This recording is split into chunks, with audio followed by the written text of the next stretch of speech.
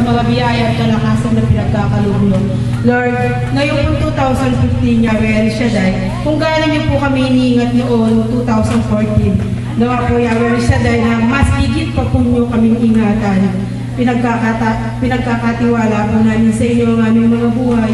Lord, ang mga pamilya po namin na nasa ibang bansa, Yahweh El Shaddai, patuloy niyo po silang gabayan. Bigyan niyo po sila ng mga kalakasan at kalusugan na nagmumula sa inyo. Lord, tunay po na napakabuti ninyo. Kayo, Diyos namin manggagamot. Hindi niyo po kami pinapabayaan. Alam po namin, Yahweh El Shaddai, kung sino man po ang may karamdaman sa aming mga pamilya, alam ko po, Yahweh El Shaddai, nabibigay niyo po sila ng kagalingan na nagmumula sa inyo. Lord, alam ko po, Yahweh El Shaddai, na aplisin niyo lang po lang yung kabanal-banalan ng dugo, ang inyong mga kamay, Yahweh El Shaddai. Alam ko po, nababalutin niyo po sila ng kabanal-banalan niyo, Yahweh El Shaddai. Lord, ingatan niyo po sila.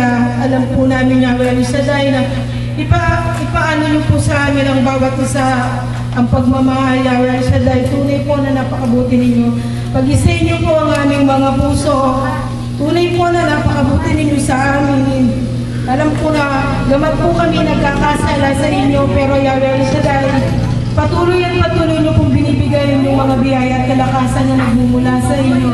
Lord, nawa po Yahweh El Shaddai na ingatan niyo po ang bawat isa sa amin ngayong 2015, Yahweh El Shaddai. Ibuhos niyo ang masaganang biyaya niyo, ipagkaloob niyo po sa amin, Lord. Salamat, Yahweh El Shaddai, sa dakilan niyong pangalan. Sa ngalan ng Ama ng Anak ng Diyos, sa amin.